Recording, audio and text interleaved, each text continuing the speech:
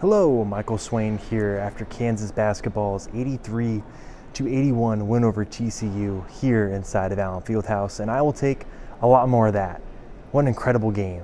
26 lead changes, 11 ties. I have a feeling that is what we're going to see a lot of this year in the Big 12. It's going to be competitive basketball every night, really great games, physical games, ones with a lot of runs, and this was a game that kind of had a weird feel to it, I think, from the get-go. TCU does some really good stuff that puts a lot of pressure on KU, and as a result, I think KU got sped up at times. It was one of the worst halves of basketball I think DeJuan Harris has played in a long while. 4 turnovers in the first half. It tied a career high.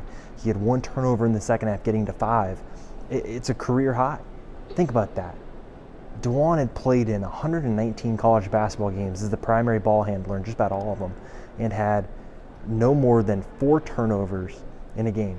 It's impressive, but I think it was a game where TCU's pressure got after him, and I think he and KU got sped up, made mistakes, and for a period it looked a lot like what we saw from KU against Marquette, where they got sped up and things kind of unraveled and it got away from them. Now, this time, KU was able to right the ship, and I think there are a few players that deserve a ton of credit. Obviously, KJ Adams is playing at such a high level right now, and some of the plays he's making, the athleticism, it's just stuff that we've seen great players with great athleticism play for KU, but just the power, the ability to play off balance. How many times this season and tonight, or today I guess it's night now, did you see KJ put up a shot that's like off balance, he's falling back, and all of a sudden it's in?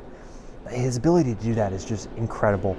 And I think that his level of play during some of those crucial moments was huge. And then there's Hunter Dickinson, who is just living up to the hype. 30 points, 11 rebounds, everything you could have asked for Dickinson in his Big 12 debut. He did it at different times. Starts the game off well, scoring KU's first 5 points, makes a 3, makes a shot in the paint, and then down the stretch he makes the final baskets. So I thought he was incredible.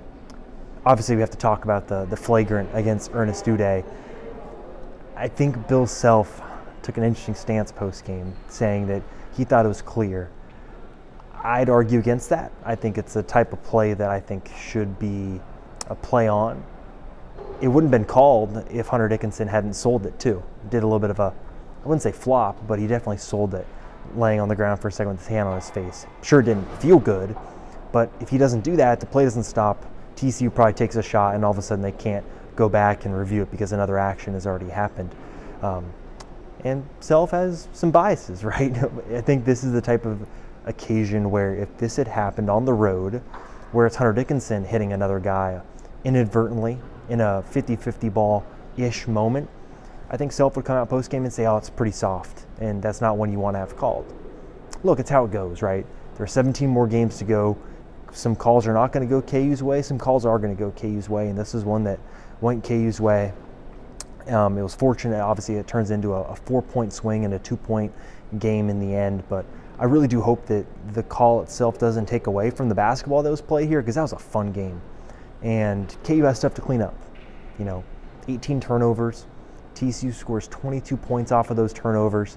You cut that in half, and all of a sudden this is more of a comfortable win for KU, but that's what TCU does, right? They ranked in the top 10 in turnover rate defense heading into this game.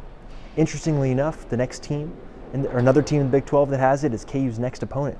UCF is also in the top 10 in forcing turnovers, so it should be another really great game. So those are my thoughts from the Big 12 opener. Obviously, a good start to the season for KU, and they're heading to Florida next, which will be really interesting to see what a basketball game is like there in Orlando. As always, stay tuned to the website. Got plenty coming your way. Lots of basketball, football recruiting, plenty.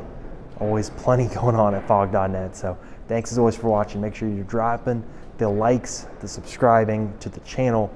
All goes a long way in helping us grow this thing and get it to more KU fans. So thanks as always. We'll talk to you all again soon.